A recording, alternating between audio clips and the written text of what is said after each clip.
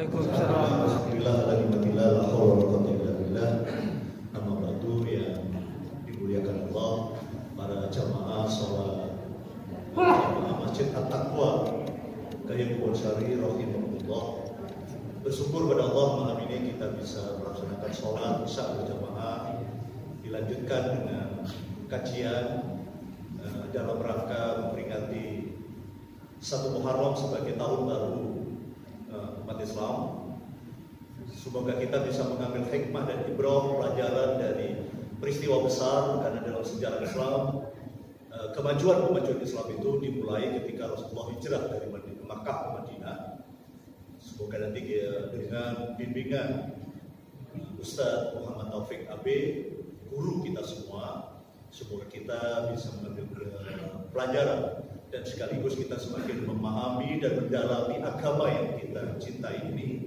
Dengan demikian agama ini akan menjadi solusi, menjadi bekal kita untuk meniti dan menjalani kehidupan yang diamanahkan oleh Allah, supaya kita jamaah khususnya Masjid At-Taqwa, umat Islam pada khususnya menjadi umat yang menjadi faktor solusi bagi negeri ini, supaya umat Islam yang mayoritas di negeri ini sekali lagi menjadi faktor solusi di negeri ini melalui kajian-kajian ini di masjid ini. Dan semoga kajian-kajian ini akan kita intensifkan dengan harapan ada keguyuban pada kita semua. Karena itulah sebelum Ustaz Taufik memberikan paparannya, pertama-tama selaku takmir saya ucapkan terima kasih yang sebesar-besarnya atas kerawan panjenengan. Mari kita makmurkan masjid kita bersama-sama ini, rumah yang akan menjadi titian kita untuk menuju akhirat nanti. Kita ramaikan bersama-sama dengan hal-hal yang baik, ibadah pada Allah, dan tadarus atau ngaji, belajar bersama-sama, mendalami agama yang kita cintai ini. Dan tentu kami sebagai takmir mohon maaf kalau dalam acara ini kurang sempurna di dalam menyambut panjenengan, mungkin kulinernya masih sederhana dan sebagainya. Itu, dan saya diingatkan oleh Pak RT, mejoe kurang keren. Ini jadi catatan-catatan ini bagi takmir saya ini. Mejanya kurang keren, penceramai keren, mejanya kurang keren. Ya, ini adalah termasuk mari kami ngajak ini undang Ustaz Taufik ini. Maklum saya takmir anyar, saya bilang begitu. Tapi kan santri ini Ustaz, saya bilang gitu. Salah-salah santri Ustaz itu jewer saja. Demikianlah sebagai hantaran di dalam pengajian ini, mari kita ikuti kajian Ustaz Taufik dengan hikmat. Dan harapan saya juga dibuka dialog, mungkin 3 penanya, dengan harapan ada interaktif dalam kaitannya kita mendalami agama yang kita cintai ini, mobil khusus melalui tema 1 Muharram yang hari ini atau mulai hari ini kita menginjak tahun baru Hijrah, yaitu tahun 1445 Hijriah.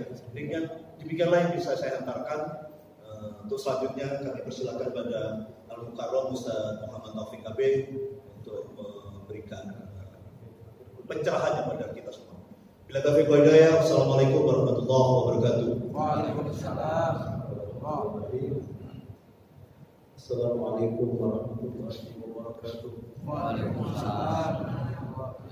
Alhamdulillah, nahmaduhu hamda syakirin, wa asyhadu an la ilaha illallah waliyus salihin, wa asyhadu anna Muhammadan abduhu wa rasuluhu shadiqul amin.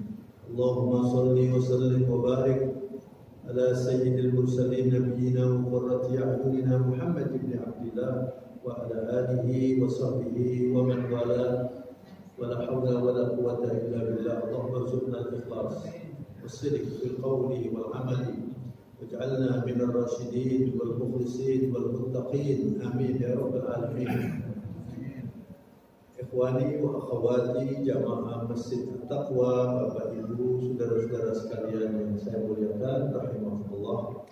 Alhamdulillah, 2 hari yang lalu saya diberi instruksi oleh Ketua Takmir Masjid saya nggak berani menolak, ya, soalnya beliau ini sohib dan juga termasuk suhu saya. Makanya tadi saya nggak berani bicara sebelum beliau bersambutan. Dan sekarang saya lumayan ini sekarang agak berani saya ngomong sekarang. Mudah-mudahan saudara, ini suasananya kok sejuk, terus agak redup. Jangan ngantuk ya, jangan ngantuk. Mudah-mudahan ini satu aja. Ini kalau mau saya terjemahkan bisa disebut angin surga ya. Amin. Karena saudara datang dari rumah ke masjid, sholat, lalu belajar. Itu tinggi nilainya. Makanya belajar agama ini ya bukan cuma penting, kebutuhan. Kalau Anda ingin menikmati agama ini, saudara, ya, belajarlah sebanyak mungkin. Nah, sebelum saya bicara tentang hijrah ini, saya kebetulan 2 minggu yang lalu saya pulang haji. Pulang dari menunaikan ibadah haji. Ada sedikit yang penting, bahwa ibadah haji itu diposisikan oleh Allah rukun Islam yang kelima. Ya. Jadi syahadat, sholat, zakat, puasa, baru haji. Nah, sejarahnya ketika Nabi Allah Ibrahim itu diperintahkan oleh Allah untuk memanggil manusia. Yang dipanggil bukan orang Islam, manusia yang dipanggil itu. Ya. Jadi cekak ausnya itu ceritanya Nabi Ibrahim ini bertahun-tahun ingin mendapat keturunan, tidak dipenuhi oleh Allah. Berdoa terus mulai muda sampai tua. Lalu dipenuhi usianya sudah 90 tahun lebih. Istrinya juga sudah tua, kira-kira 85 ini barangkali ya, saya nggak tahu. Lalu Nabi Ibrahim itu kawin lagi dengan Siti Hajar. Istrinya sudah tua. Supaya punya anak ini, jadi oleh Allah diarahkan kawin dengan Siti Hajar. Subhanallah, dengan Siti Hajar punya anak. Doanya Nabi Ibrahim itu, Rabbi habli minas sholihin. Ya Allah, anugerahkan kepada saya keturunan yang soleh, anak yang soleh.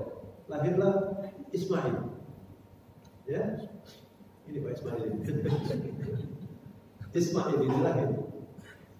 Nah, subhanallah, ya kan hidup ini ujian Pak. Kemarin dalam ceramah saya mengatakan ya, kalau orang hidup itu filosofinya atau keinginannya akan menikmati hidup, dia pasti kecewa. Hidup ini bukan untuk dinikmati, diperjuangkan. Hidup ini ujian Pak. Banyak orang lulus ujian S3 sampai profesor, belum tentu lulus ujian hidup. Hidup ini ujian. Nah, kalau Anda sudah melaksanakan sesuatu, lalu Anda dikasih bonus. Bonusnya itu namanya kebahagiaan. Tapi sebentar. Misalnya ya, Anda sekarang ini lagi bahagia apa lagi bengong ini? Sekarang ini. Bagaimana ini? Rasanya gimana ini? Rasa Anda ini gimana sekarang ini, malam hari ini? Rasanya mau apa ya? Anda kalau saya lihat bahagia apa sekarang ini? Ya. Alhamdulillah. Alhamdulillah. Mudah-mudahan semuanya bahagia. Ini contoh saja ya, bahwa hidup itu tidak mungkin terus bisa dinikmati begitu, nggak mungkin. Streamline nggak mungkin. Misalnya ada nikmat sudah ya, pergi pada mana, lalu ada SMS. Kalau bukan SMS apa? WA ya. Anak sakit misalnya, sudah habis Pak. Anda pengen pulang cepat-cepat pulang. Betul. Contoh kecil aja, contoh kecil. Belum lagi mobil macam-macam itu. Nabi Ibrahim ini dikasih ujian luar biasa. Setelah dia punya anak Ismail, yang mirip-mirip kayak gini kira-kira. Mananya dapat Quran disebut Halim. Sifatnya itu sangat sabar dengan anak ini. Ya. Karena begitu besar cintanya Nabi Ibrahim kepada anaknya ini, diperintahkan dibawa ke Mekah yang waktu itu tidak ada manusia. Tandus, tidak ada manusia. La nabata wala ma wala nas, tidak ada pohon, tidak ada air, tidak ada manusia. Itu Mekah. Jadi diperintahkan, dan Nabi Ibrahim kalau sudah diperintahkan itu, walaupun nggak masuk akal dikerjakan oleh Nabi Ibrahim. Nggak masuk akal. Makanya kalau agama itu pakai rasio, nanti jadi sekuler. Agama itu kepatuhan. Wa may yuti'illaha wa rasulahu faqad faza fawzan 'aziman. Kalau orang itu patuh kepada Allah dan Rasulnya, dia akan sukses nanti. Dan tidak mungkin Allah untuk menyusahkan hambanya, nggak mungkin. Itu yang diyakini oleh Nabi Ibrahim. Nabi Ibrahim diberitahu oleh Allah, anakmu Ibrahim bawa ke Mekah ini dari Palestina. Saya nggak tahu berapa hari, berapa bulan, nggak ngerti saya. Pokoknya Palestina itu kalau ditempuh pesawat terbang kira-kira 2 jam atau 3 jam gitu dari Mekah. Saya bayangkan naik apa? Nabi Ibrahim dan istrinya dan bayinya. Bayinya itu dibawa, namanya Ismail. Ya, sampai Nabi Ibrahim di situ.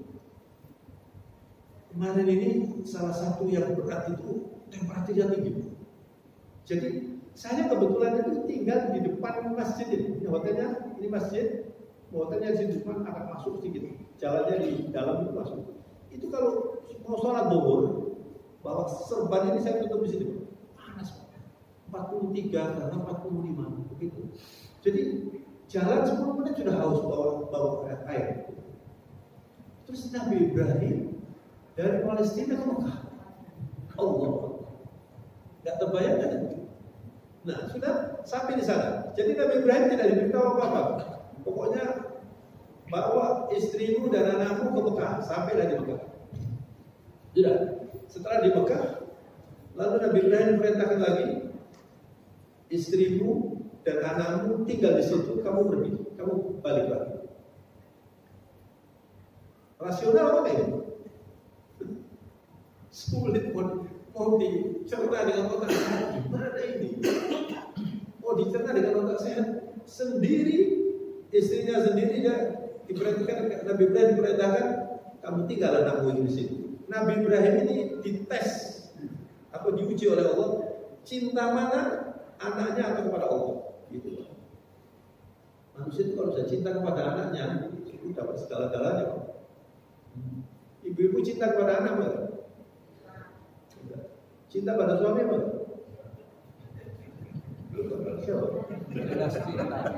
Ibu cinta pada suami apa enggak? Tidak begitu.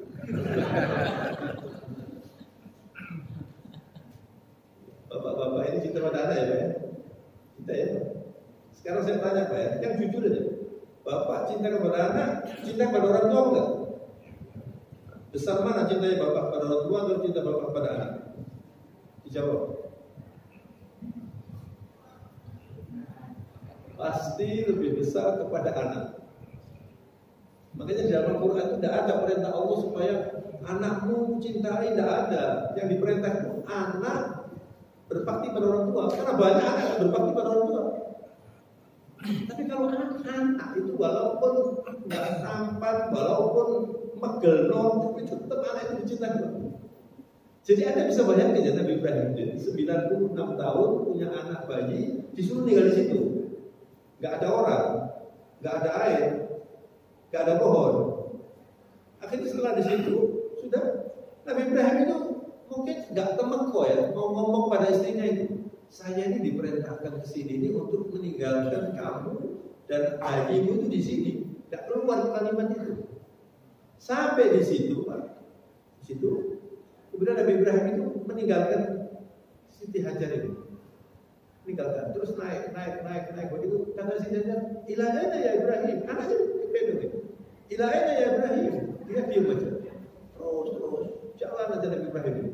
Ngomong itu nggak sampai hati, Pak. Akhirnya setelah didedes itu apa? Didesak ya, berhenti. Nabi Ibrahim berhenti, dilihat anaknya ini lagi, anaknya dan bayinya ini dengan istrinya ini. Ibu-ibu Siti Hajar bertanya begini kepada Nabi Ibrahim, ya Ibrahim, ahada amrullah. Coba, perintah Allah apa ijtihadku sendiri gitu kira. Tapi pertanyaannya cuma ada amrullah. Nabi Ibrahim itu mengatakan begini. Ada amrullah. Ada amrullah. Idzan la yudayya 'ala Allah. Kalau begitu enggak mungkin kita disesatkan oleh Allah. Ditinggal Allah. Jadi Nabi Ibrahim pergi, anaknya ini digendong, Siti Hajar ini dilihat begini, Nabi Ibrahim naik di bukit kalau habis, tidak kelihatan lagi, Siti Hajar turun. Jadi Mekah itu begini Pak, dataran paling rendah katanya di dunia ini. Dulu nggak ada apa-apanya dulu Pak, sekarang gedungnya sudah kayak Eropa gitu sekarang. Sudah di situ Pak. Terus Nabi Ibrahim berdoa minta kepada Allah. Rabbana inni askantu min dzurriyyati biwadin ghairi dzi zar'in inda baitikal muharram. Di situ belum ada Ka'bah loh, belum ada Ka'bah. Tapi Nabi Ibrahim mengatakan Rabbana inni askantu min dzurriyyati biwadin ghairi dzi zar'in inda baitikal muharram. Saya meninggalkan keturunan saya di lembah yang tidak ada tanamannya di Baitikal Haram, di rumahmu Baitul Haram ini. Terus Nabi Ibrahim berdoa. Doanya Nabi Ibrahim itu kalau menurut logika kan, ya Allah, jagalah anak saya, istri saya, supaya tidak digoda orang, tidak diganggu oleh binatang buas. Misalnya gitu ya, kalau logikanya kayak gitu. Betul kan? Doanya Nabi Ibrahim mengatakan, Rabbana liyuqimus shalah, faj'al afidatan minan nasi tahwi ilaihim, warzuqhum minat thamarati la'allahum yashkurun. Ya Allah, keturunan saya mohon jadikan sebagai penegak sholat. Betapa pentingnya sholat ini. Haji bukan? Rabbana liyuqimus shalah faj'al afidatan minan nas tahwi ilaihim. Jadikan ya Allah hati manusia itu terpaut atau rindu untuk datang ke Masjidil Haram ini. Begitu doanya. Quran ini mengatakan begitu. Berpisah Nabi Ibrahim dengan Siti Hajar ini kira-kira 15 tahun. Sulit kan dibayangkan?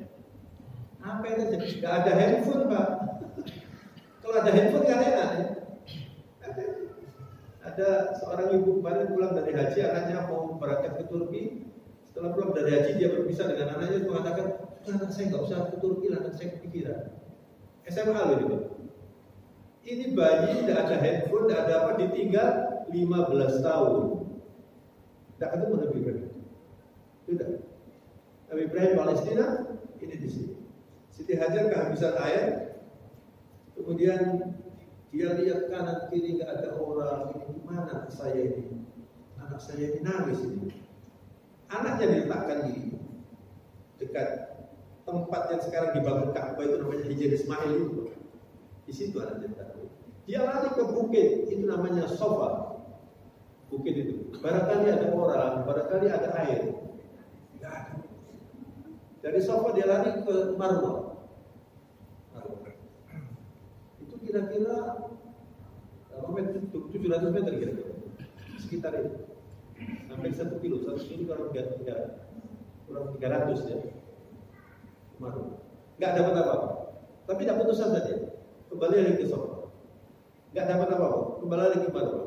Sofa, Marwah sampai 7 kali. Enggak dapat apa-apa. Ini apa artinya sa'i itu? Sa'i itu perjuangan, usaha. Seperti kalau orang sholat Jumat itu, ya ayyuhalladzina amanu idza nudiya lis-sholati min yaumil jum'ah fas'au ila dzikrillah. Sa'i itu Pak, menuju masjid untuk sholat Jumat itu. Makanya kan diperintahkan cepat, jangan terlambat. Di sini masih banyak terlambat Pak. Saya sholat Jumat kemarin.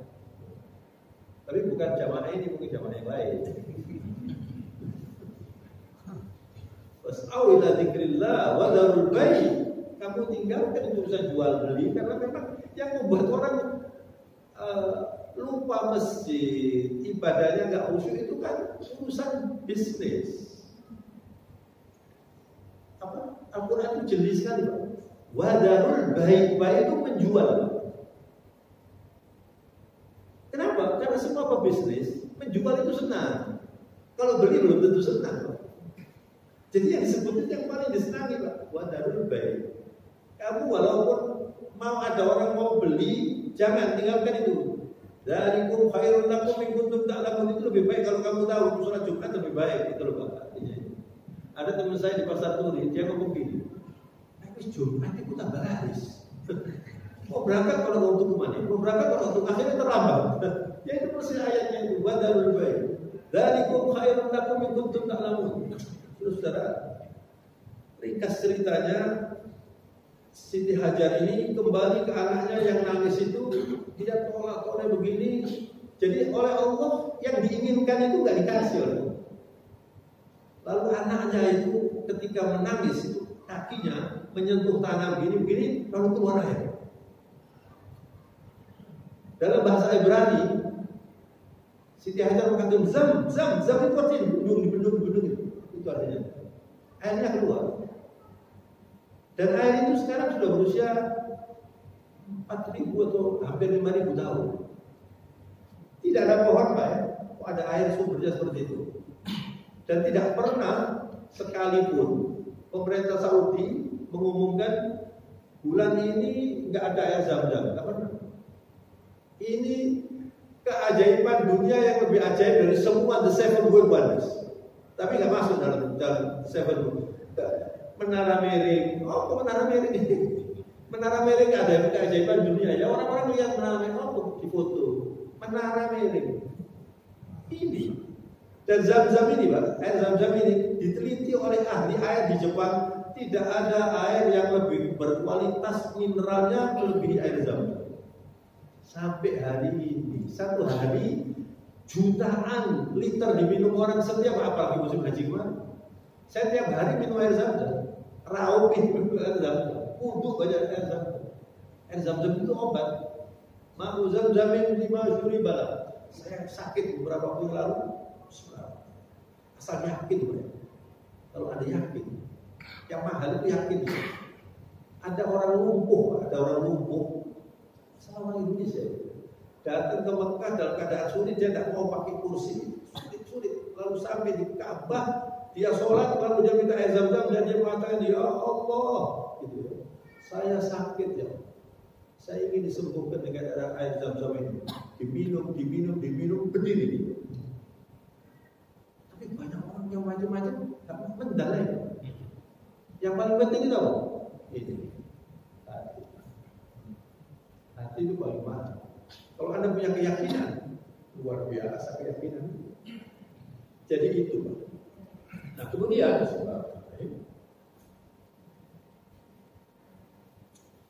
setelah 15 mungkin 14 tahun gitu lah, ini Ismail sudah remaja. Nabi Ibrahim diperintahkan oleh Allah untuk datang menemui keluarganya di Mekah. Tapi diuji lagi lebih berat. Falamma balagha ma'ahu as-sa'ya qala ya bunayya inni ara fil manami anni atba'uk. Setelah anaknya ini falamma balagha ma'ahu as-sa'ya, setelah anaknya sudah bisa diajak berusaha untuk membangun Ka'bah ini kan dengan Ismail. Nabi Ibrahim dengan Ismail berdua kan bangun Ka'bah ini. Setelah sudah dibangun, ya, senang sekali Nabi Ibrahim ini. Dia sholat di setiap sudut Ka'bah ini, Masya Allah. Setiap sholat di setiap sudut Ka'bah ini ada Hijr Ismail, ada Hajar Ismail, ini ada Rukun Yamani, ada yang bunda itu Hijr Ismail ya. Itu setelah itu kemudian Nabi Ibrahim diperintahkan oleh Allah, Ibrahim adzin fil nasi bil hajj. Kamu sekarang naik ke gunung sana, panggil manusia seluruh dunia untuk berhaji. Nabi Ibrahim mengatakan kepada Allah, jadi ada wahyu, ya Ibrahim adzin fil nasi bil hajj gitu. Allah, Ibrahim panggil orang-orang semua datang sini, semua manusia. Awayat buku sauti ya Rabbal Izzah. Nabi Ibrahim mengatakan, masa sampai suara saya ini? Disuruh manggil manusia semuanya. Lalu Allah mengatakan, alaika bil adhan wa alaiyal balagh. saya yang nanti menyampaikan, kamu cukup menyuarakan saja. Datang Nabi Ibrahim ke bukit yang tinggi itu, lalu Nabi Ibrahim mengatakan, Ayuhan nas, innallaha bana masjidan fahajju. Manusia, kata Nabi Ibrahim, Allah membangun rumah di sini. Datanglah kemari untuk berhaji. Lalu Nabi Ibrahim berdoa, karena begitu yakinnya Nabi Ibrahim ini, berdoa bobotnya luar biasa. Batu yang digunakan untuk berdiri itu kalah dengan kakinya juga. Masuk begini kakinya. Nah itu kemudian sekarang diabadikan namanya Hijr Ismail. Bukan apa? Maqam Ibrahim. Maqam Ibrahim. Makanya orang-orang kalau tawaf kemudian lihat itu, dikira apa itu kan? Gambarnya kaki itu. Kakinya Nabi Ibrahim. Itu pada waktu dia berdoa, itu karena begitu khusyuknya, batu itu tunduk. Sampai sekarang diabadikan, ditutup dengan emas, seperti sangkarnya ayam jago itu. Itu namanya Maqam Ibrahim. Nah kemudian Sayyidina Umar pada waktu Rasulullah sudah membuka kota Mekah dan membangun Ka'bah kembali, dibersihkan dari kemusyrikan, Sayyidina Umar mengatakan, ya Rasulullah, apa tidak sebaiknya imam itu di Maqam Ibrahim begini? Di sini aja imamnya itu. Mungkin waktu itu nggak di situ, mungkin di tempat lain. Pokoknya kan semua bisa sholat itu ya. Makanya ada cerita yang lucu, katanya ada orang Madura, ada orang Madura di sini. Orang Madura pulang dari haji katanya ya. Kemudian sampai di sana dia bilang, ada apa? Hadap barat itu. Di Mekah itu hadap mana saja bisa. Kan putar ini. Jadi dia sholatnya kadang-kadang hadap sana seperti Ka'bah. Jadi subhanallah saudara, setelah Nabi Ibrahim sudah memanggil orang-orang ini, diuji oleh Allah sekali lagi, dan itu berat ujiannya. Falamma balagha ma'ahu sa'ya qala ya bunayya inni ara fil manami anni adbahuka. Itu kalau dilihat dari kalimatnya itu fi'il mudhari, artinya berkali-kali. Nabi Ibrahim itu mimpinya tidak satu kali, berkali-kali. Saya mimpi, dan mimpinya Nabi itu wahyu. Saya diperintahkan untuk menyembelih kamu. Di mana? Di Ismail. Lalu ketemu beberapa hari ini, disuruh menyembelih. Kita disuruh potong kambing aja. Si milih si kambing paling murah kira-kira gitu. Allah. Anaknya mengatakan begini, ya abatif al-matu'mar satajiduni insyaallah minas sabirin. Wahai ayah, kerjakan yang diperintahkan, insyaallah saya sabar. Itu. Lalu kita diperintahkan untuk potong kambing atau kurban sapi. Itu di bulan Dzulhijjah, pada waktu Idul Adha. Makanya saudara-saudara, hari ini kita sudah melewati bulan Dzulhijjah. Kita memasuki tanggal 1 Muharram. 1 Muharram itu kalau kalender umum ini Januarinya ini, bulan Muharram.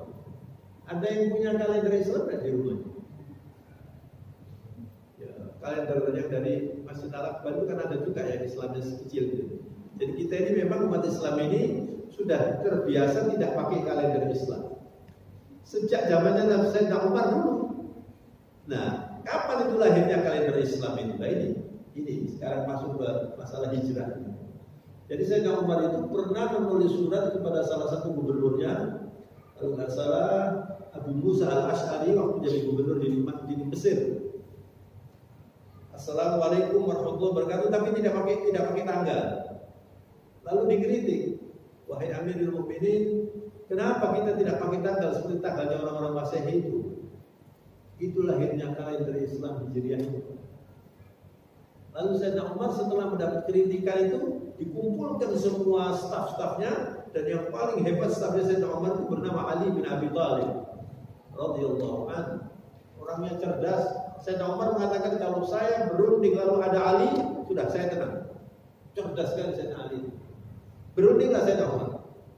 Kata Sayyidina Umar, kita harus punya kalender sendiri. Kita tidak boleh terus menggunakan kalender Masehi ini. Lalu diusulkan, bagaimana kalau kita buat kalender ini, apa pedomannya?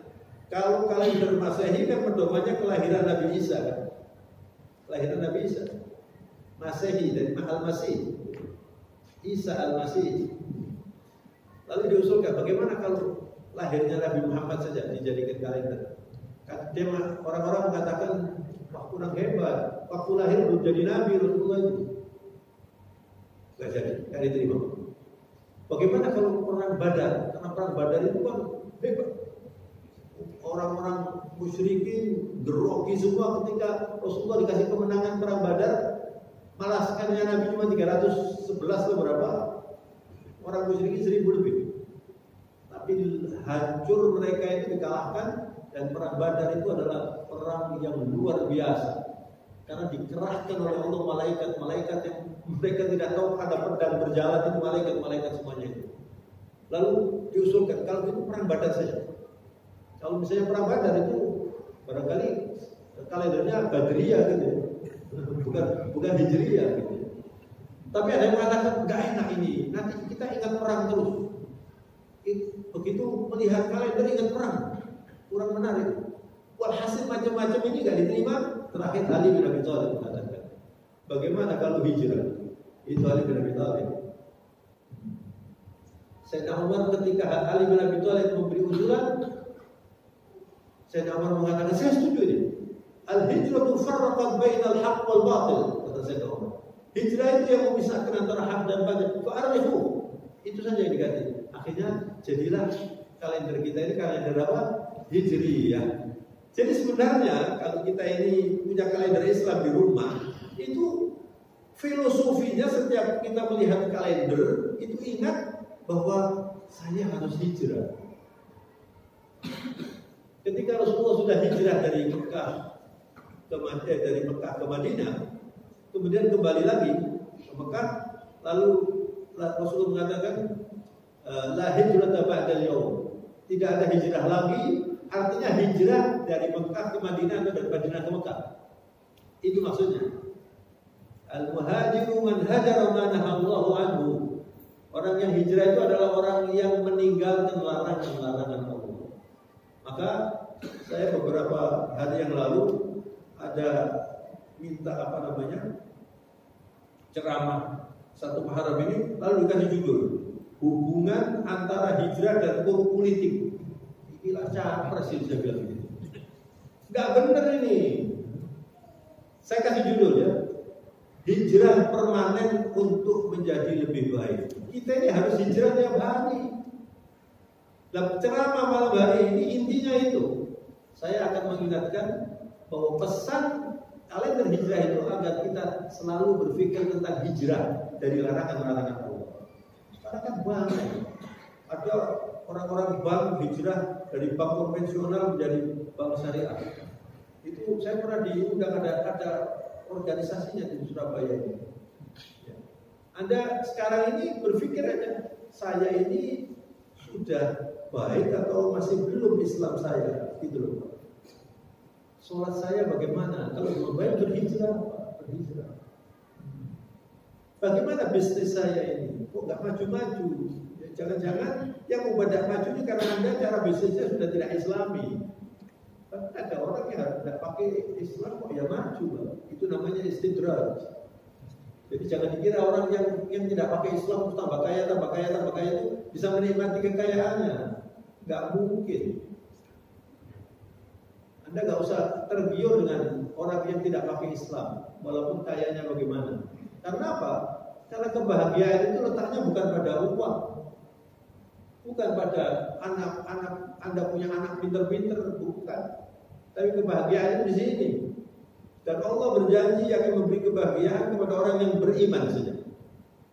Man 'amila shalihan min dzakarin aw untha wa huwa mu'min falanuhyiyannahu hayatan thayyibah wa lanajziyannahum ajrahum bi ahsani ma kanu ya'malun. Ini surat An-Nahl 97 kalau tidak salah. Nanti dibuka di rumah. Allah berjanji siapa yang beramal soleh, man 'amila shalihan min dzakarin aw untha, laki-laki maupun wanita. Tapi syaratnya dia beriman. Iman itu yang harus diperbaiki tiap hari. Ya. Jadi milik kita yang paling mahal itu ya iman itu. Anda kalau punya mobil baru, bagus itu. Saya kapan itu ke rumahnya teman, dia senang moge itu Pak. Tahu moge tapi? Motor gede itu. Apa ini? Tutup itu ternyata sepeda motor gede itu. Wah dilus-lus setiap hari. Ya tidak apa-apa lah, memang itu harganya mahal tutup ya. Tapi iman sampai dipelihara apa enggak? Hidup iman tidak dipelihara itu nggak mungkin bisa menikmati. Jangan dikira orang-orang kaya itu, Anda kalau melihat itu kan sepertinya enak ya. Rumahnya bagus, mobilnya bagus, anaknya lucu-lucu, bujurnya kurang apa ini? Wah ini bahagia ini.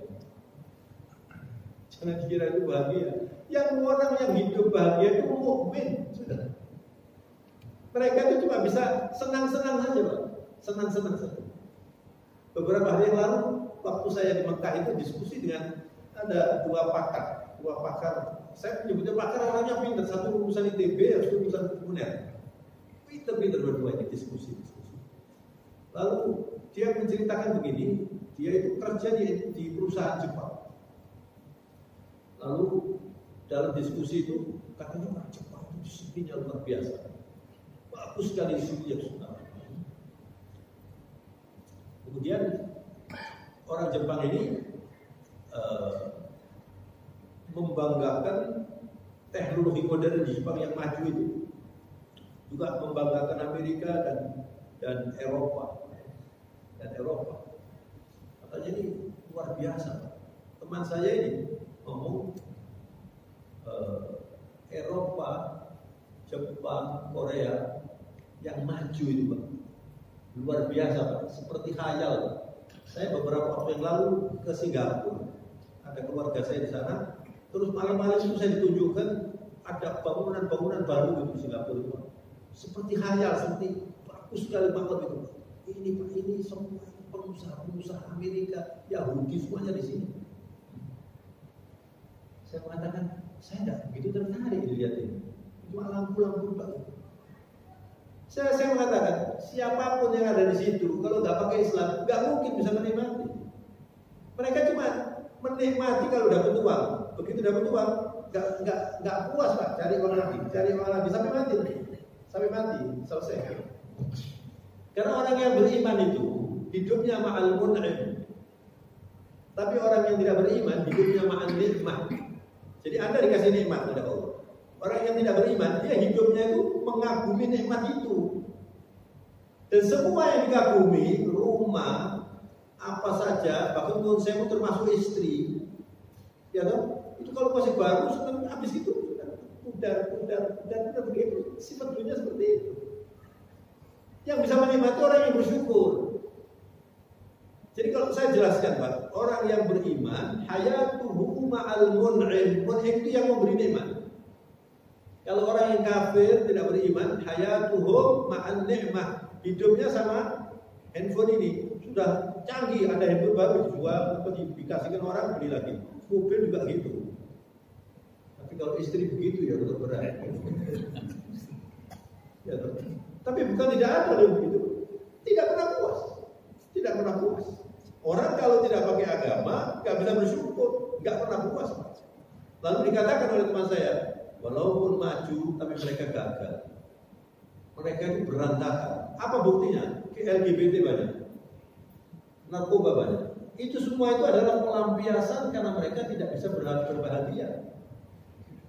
Lalu saya pulang sampai di sini, Pak, ini masih ada di sini. Saya pulang sampai di sini dikirimi oleh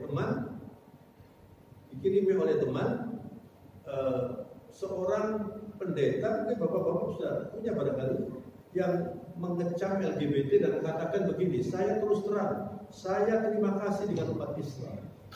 Saya tidak bisa bayangkan kalau nggak ada umat Islam di Indonesia akan sama dengan orang-orang yang di Eropa ini.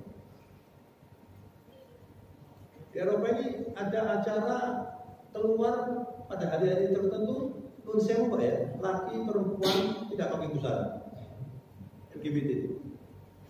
Di Swedia, di Amerika, di London, di Inggris seperti itu. Dan di Indonesia kan beberapa kali mau diadakan, mudah-mudahan ini digagalkan juga. Mestinya kan mau diadakan di sini. Di Surabaya pernah ya. Ada seorang pendeta mengatakan begitu. Saya pendeta, saya tidak cocok itu dengan itu. Dan di Eropa banyak gereja-gereja yang pakai bendera LGBT. Saya terima kasih pada umat Islam. Kalau nggak ada umat Islam, jadi apa Indonesia ini? Masih ada di situ. Semua yang saya kirim itu mengatakan mudah-mudahan orang ini dapat hidayah. Saya terima kasih pada orang Islam. Nggak ada kenikmatan apa-apa. Hidup ini perlu Islam. Makanya yang dipanggil untuk haji itu siapa? Manusia. Ayuhan nas. Walinnas walillahi 'alan nas hajjul baiti man istata'a ilaihi sabila. Begitu Allah berfirman. Dan untuk Allah diwajibkan manusia ini, manusia semuanya apa? Untuk berhaji lillahi ta'ala. Jadi saudara-saudara sekalian saya hormati, malam hari ini kita memperingati Hijriah ini. Pesan pentingnya adalah mari kita mengikuti apa yang disampaikan oleh Rasulullah. Hijrah tempat sudah selesai dari Makkah ke Madinah. Sekarang hijrah dari yang tidak baik menjadi baik.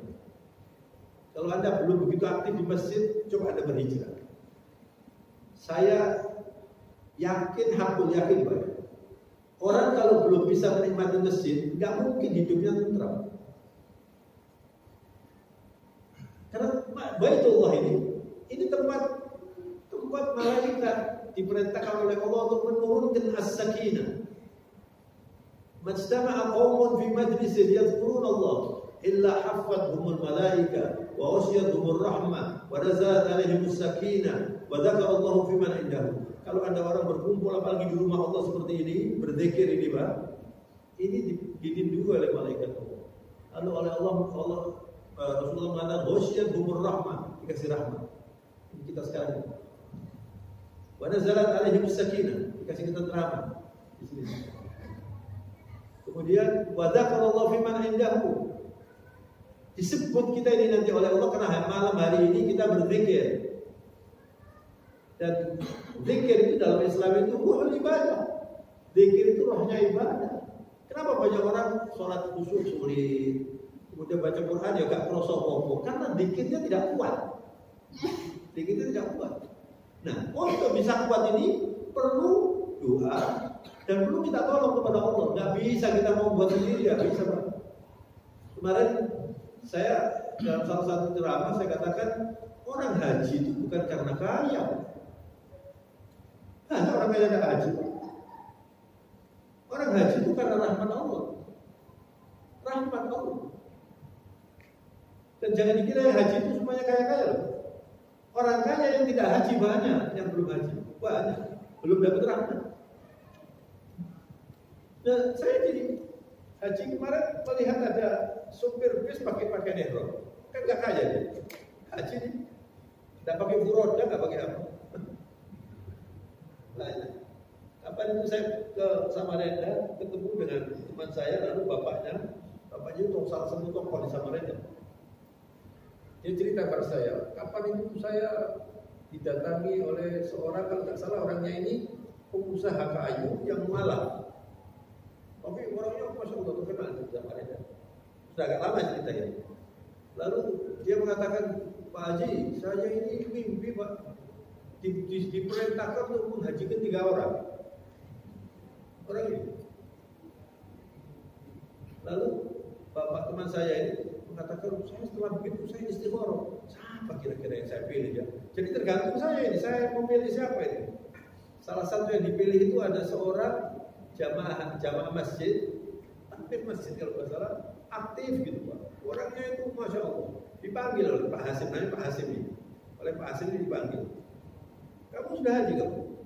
Belum, saya sudah lama nabung ini. Tapi ya masih lama kok ini baru berapa kita? Kamu mau haji besok? Apa? Besok kamu haji? Ini belum nunggu 15 tahun apa ini belum ada Pak. Dulu waktu saya haji itu 3 bulan langsung berangkat Pak. Haji biasa loh ini. Sekarang kalau mau begitu bayarnya 500 juta. 600 juta itu haji furoda. Beli waktu itu. Sekarang kan 15 tahun. Tambah sulit haji. Orang ini nangis Pak. Sujud, syukur, nangis. berangkat haji, saya sudah lama nabung ini Pak, mungkin dapatnya baru 10% dari apa ongkos yang diambil. Dan orang yang haji menabung itu pahalanya besar. Setiap kali dia menabung dapat pahalanya. Setiap kali dia menabung dapat pahala. Kalau dia wafat sebelum haji sudah dapat pahalanya haji. Makanya nasihat saya yang pertama ini, yang belum haji, saya doakan cepat haji insya Allah. Tapi syaratnya harus ada iradah, ada keinginan. Jangan saya ini gini, kapan saya bisa haji? Tidak harus kaya, ada jalannya aja Pak. Ada jalannya nanti. Saya nggak mengira saya tahun ini berangkat haji. Kurang seminggu saya ditelepon dari Jakarta. Berangkat haji, saya mikir, nangis saya. Waktu di Masjidil Haram itu, ya Allah saudara saya, teman saya ini banyak yang ingin haji, belum bisa haji. Saya diminta untuk haji. Ini kan rahmat Allah ya. Dan itu bisa dikasihkan kepada semua orang. Nah oleh karena itu, saudara ya, sekarang saya ingin masuk ke hijrah ini. Ada pesan Allah kepada Nabi Muhammad SAW. Suatu ketika Sayyidina Rasulullah SAW itu didatangi oleh malaikat Jibril dan menyampaikan pesan Allah. Kata Jibril, ya Muhammad, ada 5 pesan. Ini perlu diperhatikan supaya kita bisa hijrah yang baik. Yang pertama, ish ma syi'ta fa innaka mayyit. Wa ahbib man syi'ta fa innaka mufariquh. Wa'mal ma syi'ta fa innaka majziyun bihi. Wa'lam bi anna syarafal mu'min qiyamul lail wa 'izzuhu istighna'uhu 'anil nas. Pertama, Rasulullah diberi nasihat oleh Allah melalui Jibril untuk kita ini, kita semua. Silakan kamu hidup, mau milih bagaimana cara hidup silakan. Tapi kamu nanti pasti mati. Pasti mati. Dan mati itu Pak, tidak pandang bulu. Bisa mencabut anak dari gendongan ibunya. Kalau waktunya mati dicabut oleh malaikat. Mati. Tidak melihat orang ini tua atau enggak tua, enggak kasihan atau enggak kasihan. Mati tidak ada kasihannya sama orang. Kalau sudah waktunya datang. Ada teman saya beberapa waktu yang lalu anaknya mau nikah, umurnya 27. Dia sudah pensiun. Waktu sudah mempersiapkan pernikahannya, enggak tahu sakit apa meninggal. Saya datang itu takziah. Saya bilang ya mati itu di tangan Allah. Saya ini kan usia saja yang mati sudah pensiun. Anak saya mau menikah, menangis ya. Anda pernah nggak berpikir ada pemuda 120 orang mati bersama-sama di Malang? Tahu di mana itu? Di Kejuruhan apa? Lapangan sepak bola namanya? Itu kan banyak. Saya kemarin kapan 3 bulan yang lalu ceramah di Malang. Sampai ada nggak anak-anak yang berangkat ke stadion itu berpikir tentang kematian? Ya nggak tahu Pak. Ya betul nggak tahu. Tapi umumnya nggak ada. Jadi mati pasti. Makanya nasihat Rasulullah begini. Lah kalau orang ini sudah berpikir tentang mati dan hidup, dia nggak mungkin mau korupsi Pak. Koruptor itu nggak mikir mati Pak, mikir hidup dong. Pokoknya hidup enak. Kalau aku nanti gampang urusan pengadilan diatur, semuanya diatur. Penting saya kaya. Makanya ingat mati ini penting. Artinya ingat mati itu, Anda kalau mau sholat, itu sholatlah yang baik. Bisa jadi sholat ini sholat yang terakhir. Kemarin dalam perjalanan saya diberitahu oleh teman saya yang mengantarkan saya dari pengajian itu, Pak, teman saya itu umurnya 47, sehat walafiat, haji bersama istrinya, masih di Madinah Pak. Tahu-tahu sakit, pingsan, meninggal. Mungkin sakit jantung, enggak Pak. Kemudian tiap bulan itu check up di kantornya itu. Tiap bulan atau tiap berapa bulan itu Pak. Artinya Pak, tidak harus sakit orang mati itu. Bisa enggak sakit. Makanya kalau Anda itu dalam hidup ini hanya mikir hidup, Anda nanti kecewa. Tapi kalau mikir mati saja, hidupnya susah nanti. Enggak nyambung gaya. Jadi hidup dipikir, mati disiapkan gitu. Kalau sudah menyiapkan mati, Anda ingin menambah pahala terus. Makanya saya berkali-kali dalam ceramah-ceramah ini saya mengatakan cobalah hidup bersama Allah. Enak hidup bersama Allah. Ini nanti saya pulang dari rumah. Jadi kalau saya pulang dari rumah, saya kasih contoh ini supaya bukan saya pamer ibadah enggak. Barangkali ada orang yang berpikir lalu meniru gitu. Misalnya saya turun ya dari mobil sudah, terus masuk, mau buka kunci pintu itu sudah, kan gampang maksudnya. Saya buka Bismillah, Assalamualaikum. Tidak ada orang. Di situ ada malaikat, barangkali ada jin. Kunci, Assalamualaikum. Saya kalau masuk rumah, semua tidur semua sudah. Assalamualaikum warahmatullahi wabarakatuh. Saya toleh. Dijawab. Walaupun saya nggak dengar, kan saya dapat pahala. Kalau sampai masuk budas ya nggak apa-apa, tapi nggak dapat pahala. Ini tadi, saya mau berangkat, sudah mau isya, saya wudhu, terus saya pilih baju ini. Saya pakai tangannya satu. Sudah berapa pahala saya? Pakai satu, sudah gampang Pak. Makan ini nanti ada makan. Kita lihat mejanya macam-macam ini. Sampai makan itu, ibu-ibu kalau makan pakai Bismillah, ya? Iya, pakai Bismillah. Suruh banget. Yang prasmanan biasanya lupa Bismillah. Kalau makan itu Pak, maksud saya begini loh Pak, pebisnis itu selalu kalau sudah ada urusan bisnis itu bagaimana untung sebanyak-banyaknya. Waktu saya dulu sekolah SMA itu diajari oleh guru saya, guru ekonomi namanya Hukum Gosen. Itu kamu kalau mau kaya, keluarkan modal sekecil-kecilnya, mencari untung sebesar-besarnya gitu. Rumusnya itu gitu. Sampai sekarang saya masih ingat, tapi kok aneh gitu. Jadi kalau orang pebisnis sejati itu kalau melakukan pebisnis itu selalu dia mikir ini dari sudut mana saja saya dapat pahala, sama-sama untung. Nah ada bisnisnya itu harus bisnis dunia dan bisnis akhirat. Bisnis akhirat itu pahala.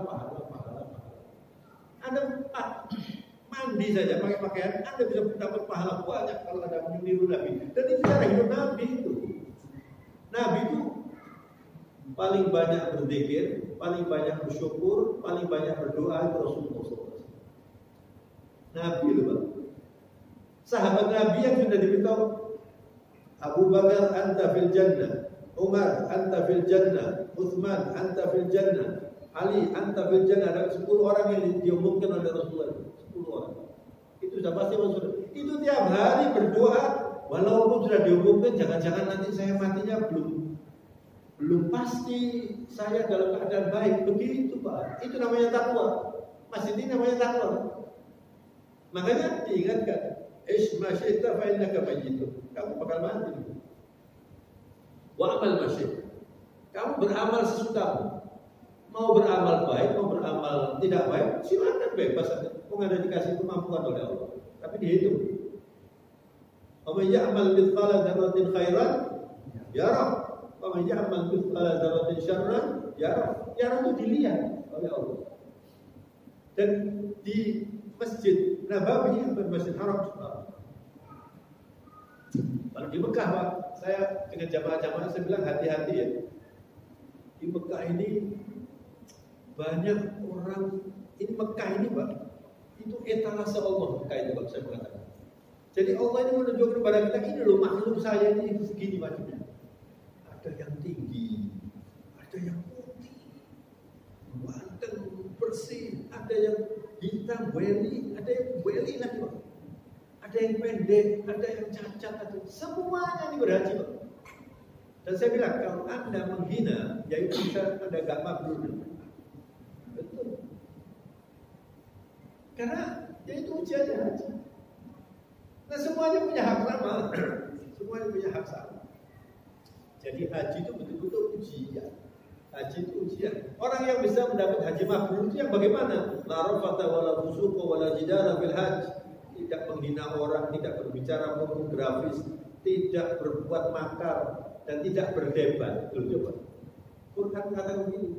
Kalau Anda berhaji, uangnya halal, kemudian Anda berakhlak mulia, kharaja minadz dzunubi ka yaumi waladatuhu ummuh. Anda keluar dari dosa seperti baru lahir, Pak. Itu orang haji. Makanya kan digondolin, misalnya digondolin. Ini gondol ini simbol menghilangkan dosa semua. Jadi kalau dipotong ya boleh, tapi gugurnya dosa itu sesuai dengan rambutnya itu. Tapi kalau rontos begini, waktu Rasulullah ditanya, bagaimana ya Rasulullah? Kan muqassirina, mulahiqina wa muqassirin, dipelontos atau dipotong begitu. Ketika Rasulullah ditanya bagaimana orang yang rahimallahu al-muhalliqin, terus wal muqassirin ya Rasulullah, rahimallahu al-muhalliqin, wal muqassirin ya Rasulullah, rahimallahu al-muqassirin. 3 kali. Yang gondol ini disebut 3 kali. Ini simbolik menghabiskan dosa. Habiskan dosa.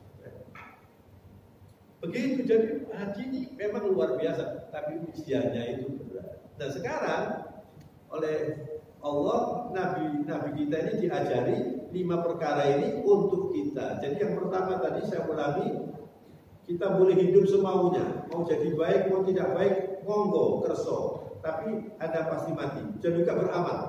Anda mau amal apa saja boleh, tapi dibalas. Yang ketiga, wa ahbib man syi'ta fa innaka mufariqun. Anda boleh cinta kepada siapapun dan apapun. Cinta anak, cinta istri, cinta pekerjaan, cinta mobil, cinta segala macam, hobi segala macam, boleh. Tapi pasti Anda berpisah. Kalau Anda berpisah, salah satu Anda yang dipisahkan atau dia meninggalkan Anda. Itu hukum Allah ini. Lalu yang keempat, ini penting ya. Wa'lam bi anna syarafal mu'min qiyamul lail. Kemuliaan orang yang beriman itu bertahajud. Ini Nabi mengatakan, kalau Anda ingin berdialog dengan Allah. Tadi saya di dalam perjalanan, tadi waktu saya ke Al-Falah tadi, saya membuka WA di sini, ada ceramah judulnya menikmati kesendirian dengan Allah. Al-Khalwah. Kalau Anda sudah bisa menikmati sendiri dengan Allah, orang yang tahajud itu dengan Allah sendiri. Ya Allah, saya dalam kesulitan, ya Allah. Tidak ada yang dengar. Ini kalau Anda perbanyak, makanya kalau belum, ya dimulai nanti malam. Minimal Anda kalau belum terbiasa 2 rakaat 1 witir sebelum subuh. Kemudian paginya sholat subuh di masjid. Kalau Anda lakukan ini dalam waktu beberapa bulan saja, Anda sudah berubah. Karena waktu subuh itu dahsyat sekali. Nah yang kelima kata Rasulullah, fa'lam bi anna syaraful mu'min qiyamul lail wa izzuhu istighna'uhu 'anil nas. Dan Anda bisa terhormat kalau Anda tidak bertumbuh kepada manusia, tapi bertumbuh kepada Allah Subhanahu wa taala. Banyak orang itu kalau sudah ketemu orang kaya itu seperti grogi semua, pokoknya ngomongnya apa ya supaya oleh orang sugih. Itu artinya mentalnya bukan mental beriman. Orang beriman itu terhormat. Dia bertumbuh kepada yang maha kaya, Allah. Itu ajaran Rasulullah. Jadi Bapak dan Ibu sekalian saya hormati, saya pada waktu sholat Jumat di sini sudah menyampaikan, dan sekarang mau saya ulangi karena banyak yang tidak hadir barangkali waktu itu. Kenapa kita perlu memperingati 1 Hijriah ini terkait dengan kalender tadi? Jadi kalender Islam itu diprakarsai oleh Sayyidina Umar. Dan Islam adalah satu-satunya agama dan ajaran yang paling banyak berbicara tentang waktu. Tapi sayangnya umat Islam malah tidak menghargai waktu. Saya dulu pernah beberapa tahun saya kerja di American Council itu waktu saya mengajar di sana. Saya sering berhubungan dengan orang-orang Amerika ya, orang Amerika ya, yang membanggakan filosofi mereka time is money. Orang Amerika itu dengan filosofi time is money maju mereka itu. Karena waktunya itu betul-betul diperhatikan. Umat Islam ini, kalau Anda belajar Al-Quran, sumpah Allah itu paling banyak adalah menggunakan waktu. was-subhi wal fajri wal laili wal nahari wal asri wal duha. Ini semuanya ini urusan waktu. Demi malam, demi siang, demi waktu fajar, demi waktu duha, demi waktu secara umum, wal asri. Maksudnya apa? Perhatikan waktu itu. Kalau siang itu untuk berjuang, untuk bekerja. Kalau malam untuk taqarrub ila Allah. Itu artinya. Wasyamsi wa duhaha misalnya. Coba Anda lihat matahari. Pernah tidak Anda berpikir dulu di Indonesia ini pernah terjadi, mungkin yang sepuh-sepuh ini masih ingat ya, ada gerhana matahari total yang gelap karena gunung di Bali meletus tahun berapa ya?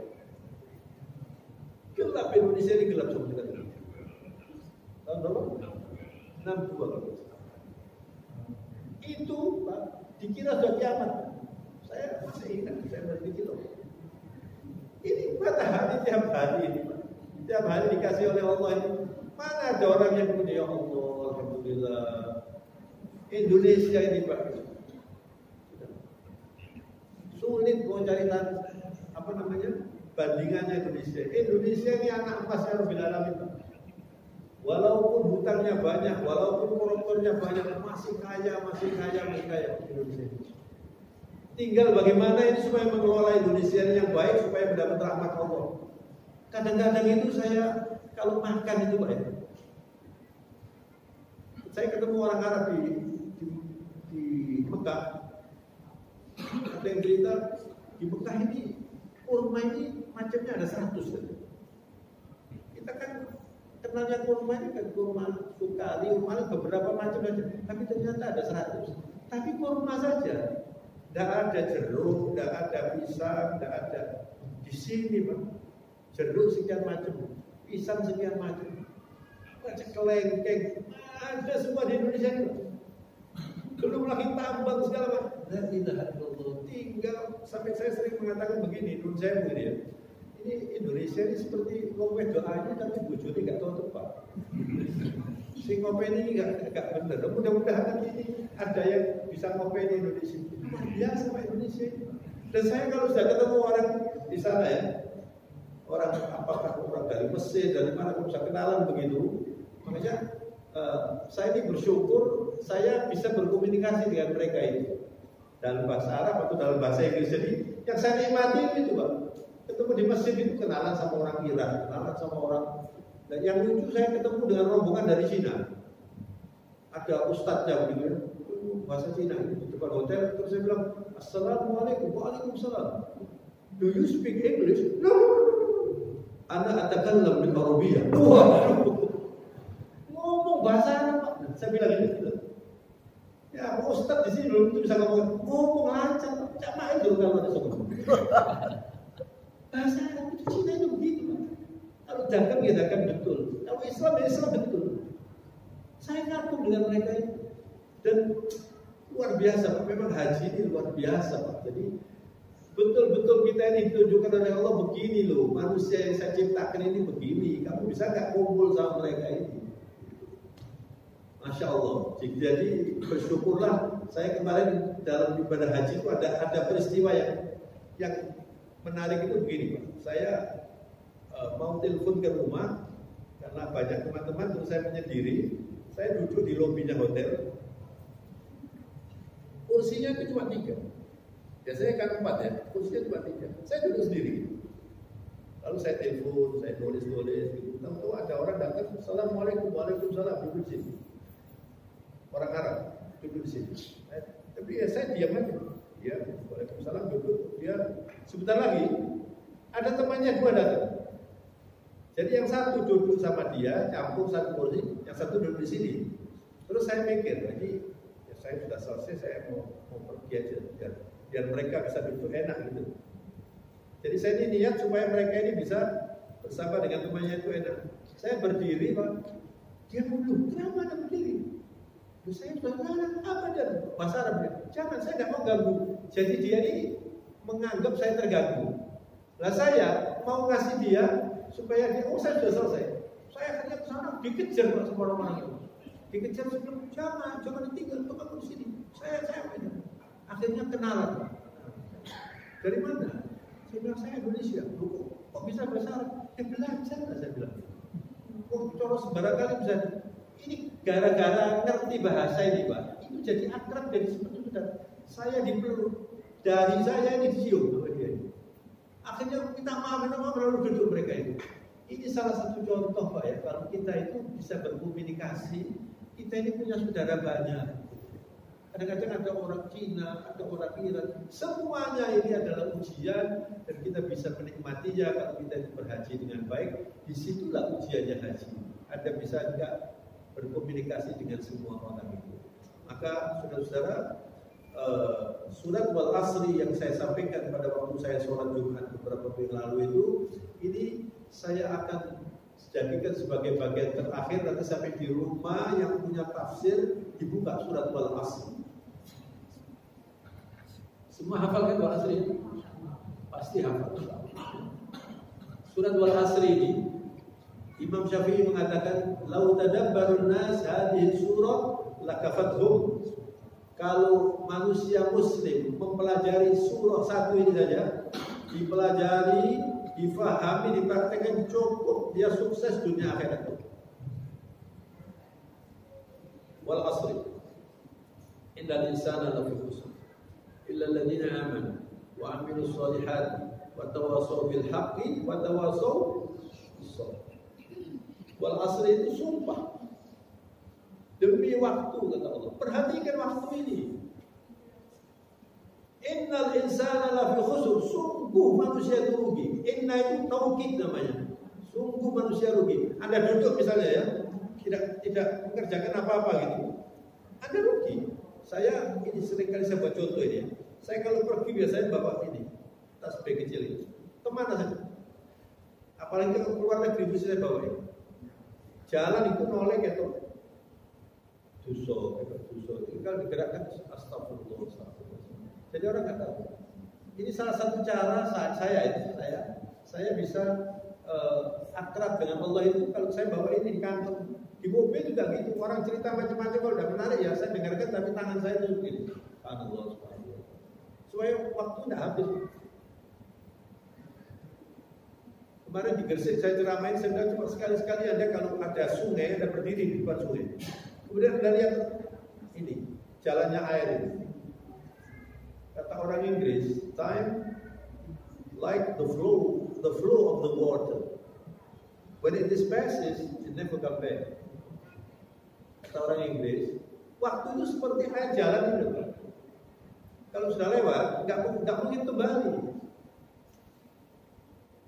Panjenengan kalau tadi pagi tidak sholat subuh di masjid ini hari ini tanggal berapa ya? 19 Juli 2023. Subuh tadi pagi sampai kiamat nggak kembali lagi.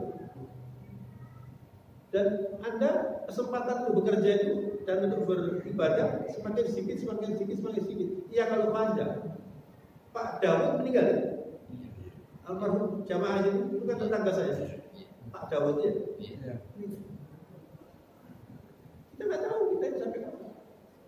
Jadi maksud saya, cobalah lebih cerdas menggunakan waktu.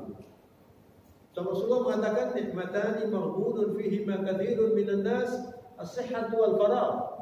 Ada dua nikmat yang oleh banyak orang tidak diperhatikan, tidak disyukuri, sehat dan waktu senggang. Waktu senggang itu. Subuh tadi saya kuliah subuh di Delta Plaza, Delta Sari. Dari rumah saya ke sana itu kira-kira 20 menit atau 15 menit. Saya duduk, yang mengantarkan dua orang di depan, saya di belakang ini, dia cerita, saya berpikir aja Allah Muhammad. Ini waktu senggang namanya, Pak. Kalau ada gunakan, habis. Cobalah dipraktek. Nanti Anda akan berubah. Selain Anda kalau mau melakukan segala sesuatu pakai zikir, alhamdulillah. Kalau Anda misalnya cara Jawa ini judek gitu loh. Ngerti judek sama. Saya kadang-kadang mau ceramah ya, terus mau ceramah apa judek. Itu obatnya apa? La haula wala quwwata illa billah. Atau kalau sudah bisa sholat 2 rakaat. Bukan. lupa.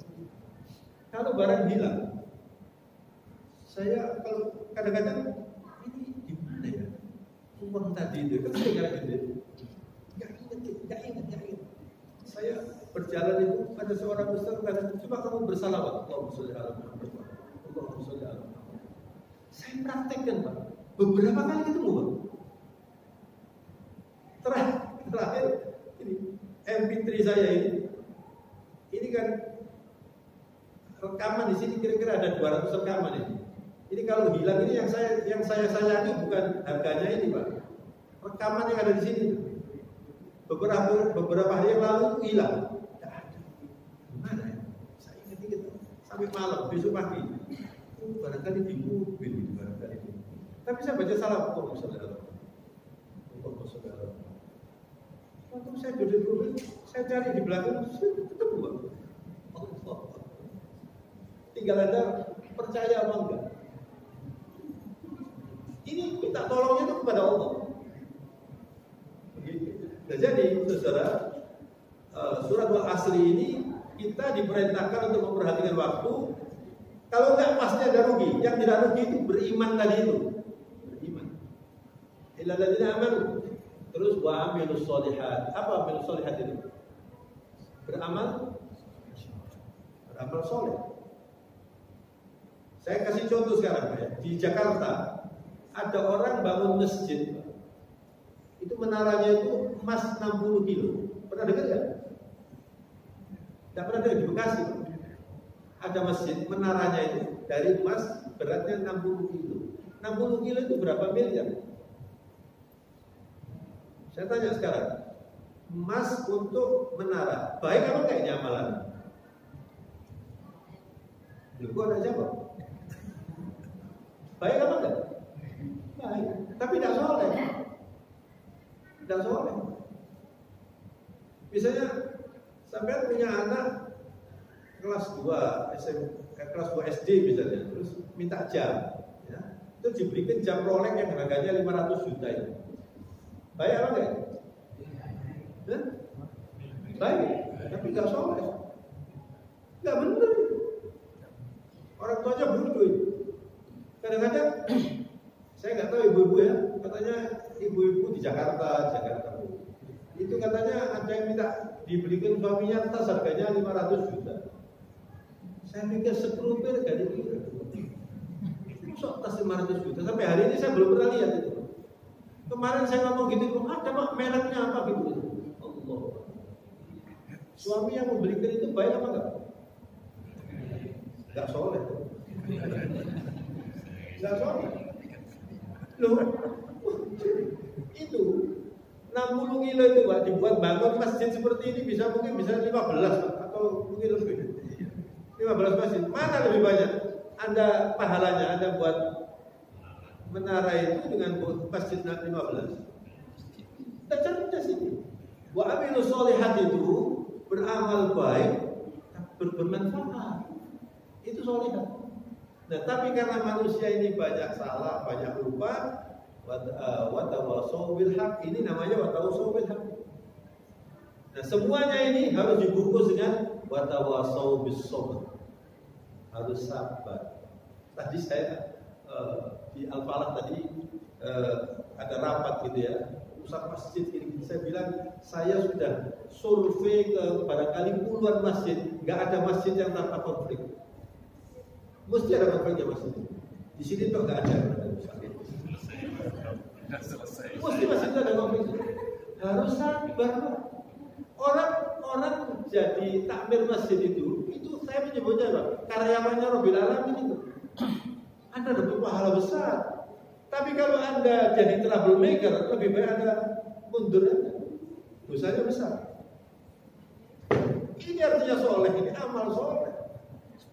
Jadi harus ada nasihat, harus ada sabar. Inilah hidup. Kalau Anda mau menikmati hidup yang lebih baik, kerjakan ini. Hiduplah bersama Allah selalu dengan zikir, dengan bersalawat, dengan bersyukur. Terus begitu berdoa. Terus begitu caranya hidup Nabi. Anda insya Allah gak stres. Anda gak takut masa depan. Banyak orang takut masa depan. Di YouTube ini pembunuhan, anak hilang, di Radio SS itu, setiap saya mendengarkan radio SS ada orang hilang, ada anak hilang.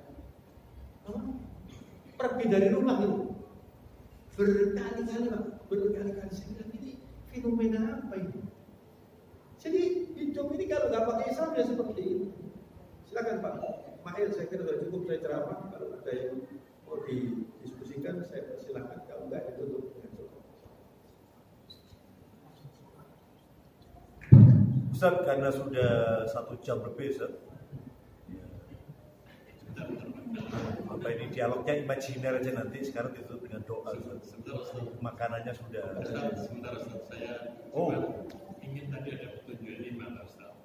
Ini yang saya informasi ke teman Pak Ustaz. Jadi yang kedua yang saya nggak bisa barangkali jadi yang ada yang itu ada. Hiduplah sesukanya tapi Anda mati. Ya. Yang kedua, cintailah siapapun boleh, tapi Anda pasti berpisah. Itu nomor 3 tadi. Tidak, nomor 2 itu. Yang nomor 3 itu beramallah. Oh, berarti kalau gitu. Beramallah, tapi Anda nanti dibalas. Mau baik, mau tidak baik, mau, tapi ada balasannya. Yang keempat, yang boleh tahajud, menenangkan hati. Yang keempat, jangan bertumpu pada manusia, bertumpu pada Allah, terhormat dan anak.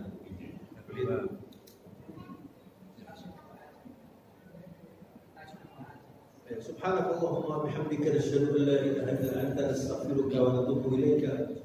Alhamdulillah. Allahumma shalli wa sallim wa barik ala sayyidil mursalin nabiyina Muhammad wa ala alihi wa sahbihi wa tabi'in ajma'in. Allahumma inna nas'aluka al-'afwa wal 'afiyah wal mu'afata ad-da'imah fid dini wad dunya wal akhirah. Rabbana hab lana min azwajina wa dhurriyyatina qurrata a'yunin waj'alna lil muttaqina imama. Rabbana atina fid dunya hasanah وفي الآخرة حسنة وقنا عذاب النار. اللهم ارزقنا التوبة قبل الموت وحسن الخاتمة عند الموت ورحمة ومغفرة بعد الموت. اللهم انصرنا على القوم الكافرين. اللهم انصرنا على القوم الظالمين. اللهم انصرنا على الشيوعيين والمنافقين. إنهم أعداؤنا وأعداؤك وأعداء دينك يا رب العالمين. وإنك على كل شيء قدير وبالإجابة جدير. وصلى الله على سيدنا محمد وعلى آله وصحبه وسلم. سبحان ربك رب العزة عما يصفون وسلام على المرسلين والحمد لله رب العالمين. الفاتحة.